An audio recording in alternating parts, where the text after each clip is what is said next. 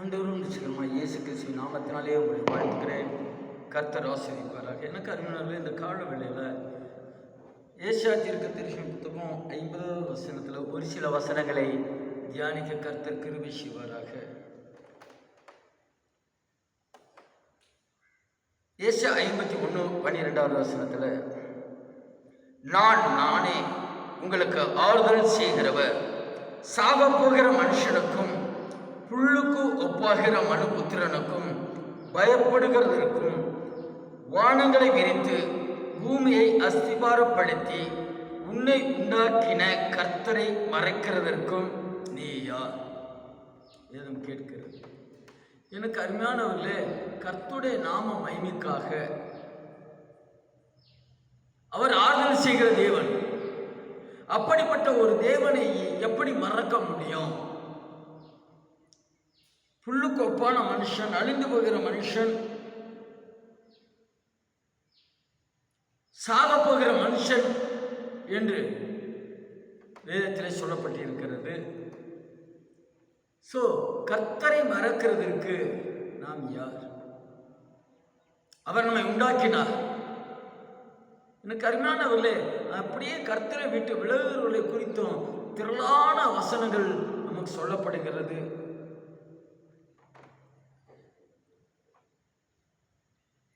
எனக்கு அருமையானவர்களே, அவள் பெற்ற புத்திரர் எல்லாரும் அவளை நடத்துவார் ஒருவரும் இல்லை. அவள் வளர்த்த குமாரர் எல்லாரிலும் அவளை கை கொடுத்து அழைப்பார் ஒருவரும் இல்லை. இவ்விரண்டும் உனக்கு சம்பவித்தது. உனக்கு பரிதபிக்கிறவன் யார்? பால் கடிப்பும் சங்காரமும் பஞ்சமும் பட்டயமும் வந்தன. யாரை கொண்டு உனக்கு ஆறுதல் செய்வேன்? உன் குமாரர் மூர்ச்சித்து விழுந்தார்கள். அவர்கள் வலையிலே சிக்குண்ட கலைமானை போல எல்லா வீதிகள் முனையிலும் கர்த்தருடைய உத்திரத்தினாலும் உன் தேவனுடைய கடிதத்தினாலும் நிறைந்தவர்களாய் கிடக்கிறார்கள். ஆகையால் சிறுமைப்பட்டவளே, மதுபானம் குடியாமல் வெறி கொண்டவளே, நீ கேள். கர்த்தராகிய உன் ஆண்டவரும் தம்முடைய ஜனத்துக்கு வழக்காட போகிற உன் தேவனுமானவர் சொல்லுகிறது என்னவென்றால், இதோ தத்தளிப்பின் பாத்திரத்தை உன் கையில் நீக்கி போடுகிறேன். இனி என் உக்கிரத்துடைய பாத்திரத்தின் மடலை நீ குடிப்பதும் இல்லை. எனக்கு அருமையானவர்களே, கர்த்தரை சார்ந்து கொண்டோமானால் இப்படிப்பட்ட துக்கங்கள் துயரங்கள் நிறைந்ததிலிருந்து கர்த்தர் விடுதலை தருகிறார். பிள்ளைகள் மூர்ச்சித்து விழ வேண்டியதில்லை. பிள்ளைகள் துன்மார்க்க வழியிலே செல்ல வேண்டியதில்லை. ஏன்னா உன் தேவனாகிய கர்த்தர் நானே. அலைகள் கொந்தளிக்கத்தக்கதாய் சமுத்திரத்தை கொழுக்குகிற சேனையில் கர்த்தர் என்கிற நாமம் உள்ளவர் நானே. எல்லாவற்றையும் செய்ய அவரால் ஆகும். எனவே நானே ஆறுதல் செய்கிற தேவன் என்று வாக்கு பண்ணின அந்த தேவனுடைய ஆறுதல் மட்டும்தான் நமக்கு ஆறுதல் படுத்தும். வேற எந்த மனுஷனுடைய ஆறுதலும் ஆறுதல் படுத்தாது. அநேக பேர் அலைந்து கொண்டிருக்கிறாங்க. அநேக பேர் ஏதோ ஒரு மனுஷர் பேசினாதான் ஆறுதல் கிடைக்கும்னு அழைகிறார்கள். கர்த்தர் ஆறுதல் படுத்தாத எந்த மனுஷனையும் ஆறுதல் படுத்த முடியாது. கர்த்தருடைய வசனம் ஆறுதல் படுத்தாதபடியாய் எந்த மனுஷனுடைய வார்த்தையும் ஆறுதல் படுத்த முடியாது. கர்த்தருடைய வார்த்தை தான் ஆறுதல் படுத்தும். நானே ஆறுதல் செய்கிற தேவன் என்று கர்த்தர் வாக்கு பண்ணி இருக்கிறார். அதனால் மனுஷனை நம்பி போய் யாராவது ஆறுதல் படுத்துவார்கள், யாராவது தேற்றுவார்கள், யாராவது கண்ணீர் துடைப்பார்கள், யாராவது என்னை வெள்ளப்படுத்துவார்கள், யாராவது எனக்கு உதவி செய்வார்கள், யாராவது எனக்கு சமாதானம் செய்வார்கள் என்று நினைத்து ஏமாந்து போக வேண்டாம். கர்த்தருடைய வசனம் அல்லாதபடியாய் ஒரு மனுஷனுடைய வார்த்தையை ஆறுதல் படுத்தாது. அப்படியே உங்களுக்கு ஆறுதல் படுத்துகிற வருகிற மனுஷன் வசனத்தை கொண்டுதான் ஆறுதல் படுத்த வேண்டும். யோவான் 14:18 சொல்லப்படுகிறது, துக்கம் உள்ளவர்கள், வேதனை உள்ளவர்கள், திக்கற்றவர்களாய் இருக்கிறவர்களுக்காக இயேசு உங்களை திக்கற்றவர்களாய் விடே. ஏசாயா 49:15 கர்த்தர் சொல்லுகிறாரே, பெற்ற தாய் தன் பிள்ளையை மறந்தால் நான் உன்னை மறவே, உன்னை உள்ளங்கையிலே வரைந்து வைத்திருக்கிறேன். சஞ்சலமும் தவிப்பு ஓடி போகும், நித்திய மகிழ்ச்சி உன் தலைமையில் தாங்கும் கர்த்தர் சொல்லி ஆறுதல் படுத்துகிறார். எந்த மனுஷன் உங்களை ஆறுதல் படுத்த முடியும்? எந்த மனுஷன் சுய புத்தியினால் கண்ணீரை துடைக்க முடியும்?